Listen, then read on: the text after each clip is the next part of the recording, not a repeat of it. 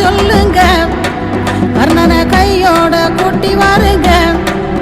அவனை கண்டா வர சொல்லுங்க, கர்ணனை கையோட கூட்டி வாருங்க.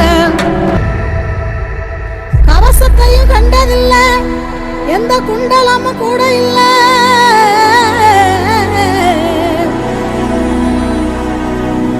வாள் தூக்கி நின்னா பாரு, வந்து சண்டை போட்ட எவனும் இல்லை.